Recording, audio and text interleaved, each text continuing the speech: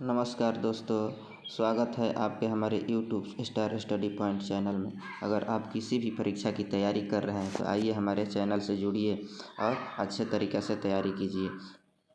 तो आज हम लोग पढ़ेंगे सिविक्स का कुछ क्वेश्चन। तो चलते हैं। पहला क्वेश्चन है कि भारतीय परिषद अधिनियम 1861 के संबंध में निम्न कथनों को पढ़कर सही विकल्प चुनें। इसमें दिया है पहला कथन कि इस अधिनियम के फलस्वरूप गवर्नर जनरल की कार्यपालिका परिषद में कुल सदस्यों की संख्या 7 हो गई थी। दूसरा है विधि निर्माण के लिए अतिरिक्त सदस्यों की संख्या कम से कम 6 और अधिक से अधिक 12 कर दी गई थी। उसके बाद से तीसरा है प्रांतीय और केंद्रीय विषयों में किसी तरह का भेदभाव नहीं रखा गया था। तो ऑप्शन में हमारा एक जो है, इस अधिनियम के फलस्वरूप गवर्नर जनरल की कार्यपालिका परिषद में कुल सदस्यों की संख्या 7 हो गई थी, ये गलत है। विधि निर्माण के लिए अतिरिक्त सदस्यों की संख्या कम से कम 6 और अधिक से अधिक 12 कर दी गई थी, तो ये दूसरा ऑप्शन सही है।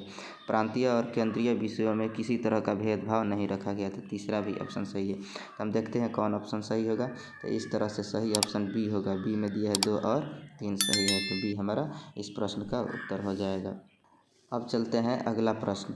अगला प्रश्न है भारतीय परिषद अधिनियम 1892 के संबंध में निम्न कथनों को पढ़कर सही विकल्प चुनें। तो विकल्प नंबर 1 है, इसे 20 जून 1892 को लागू किया गया था।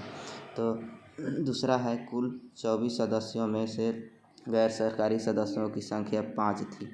तीसरा है सदस्यों की पूरक प्रश्न पूछने का अधिकार था, दिया गया था। उपयुक्त में से कौन सही है?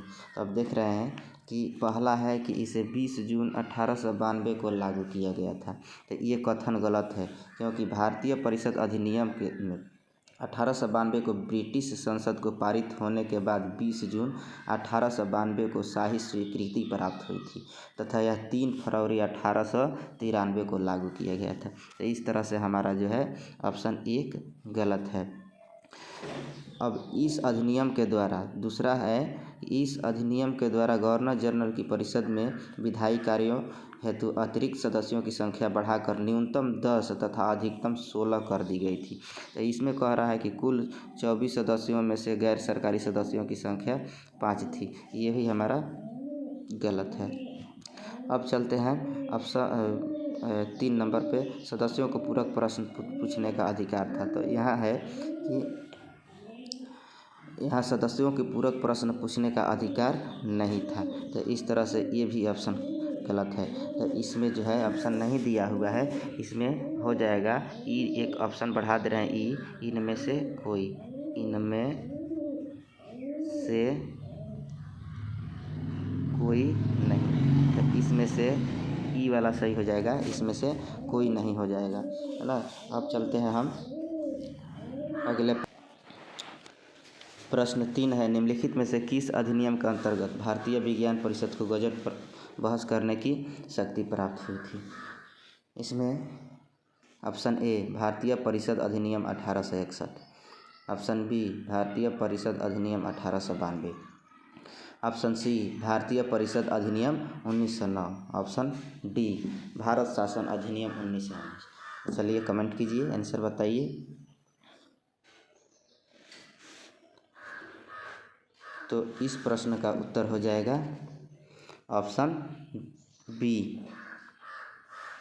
भारतीय परिषद अधिनियम 1892।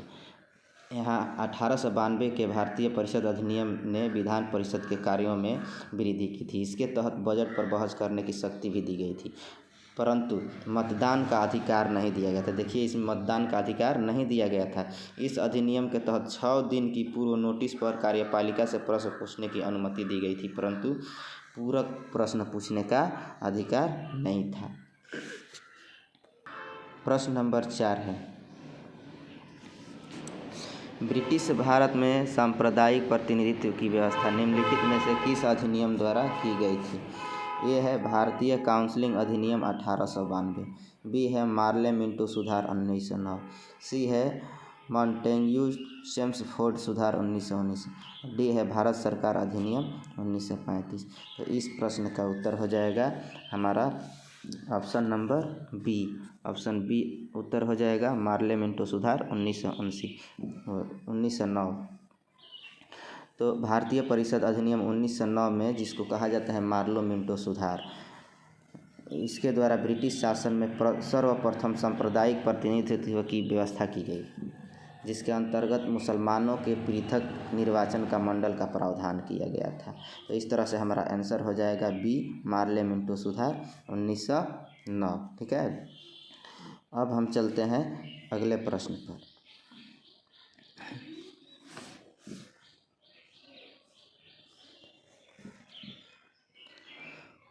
1909 का अधिनियम संबंधित था। ये है पृथक मताधिकार क्षेत्र के लागू करने से, बी विकेंद्रीकरण से, सी द्वैध शासन से और डी है विधान परिषद से। तो हमारा इसमें ऑप्शन हो जाएगा ए पृथक मताधिकार क्षेत्र के लागू करने से यह 1909 का अधिनियम संबंधित था। Option number A. अगला प्रश्न है कि निम्नलिखित में से किस एक अधिनियम द्वारा भारत में संघीय न्यायालय की स्थापना की गई थी। तो ए है भारतीय परिषद अधिनियम 1861, बी है भारत सरकार अधिनियम 1909, सी है भारत सरकार अधिनियम 1919, डी है उपयुक्त में से कोई नहीं। तो अब हम इस प्रश्न का उत्तर देखेंगे। भारतीय परिषद अधिनियम 1861 ये ऑप्शन गलत है। भारत सरकार अधिनियम 1909 ये भी गलत है।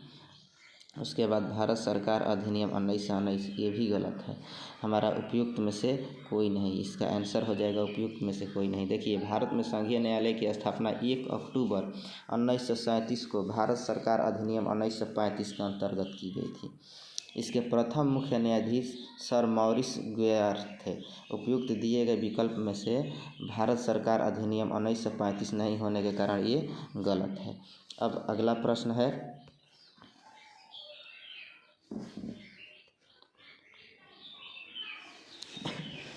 भारत का संघीय न्यायालय निम्नलिखित में से किस वर्ष में स्थापित किया गया था।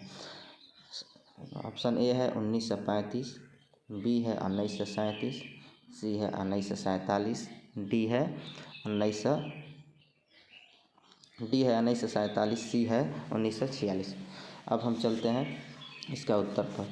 तो उत्तर इसका हो जाएगा ऑप्शन नंबर बी 1937 में। ऑप्शन बी हो जाएगा 1937 में।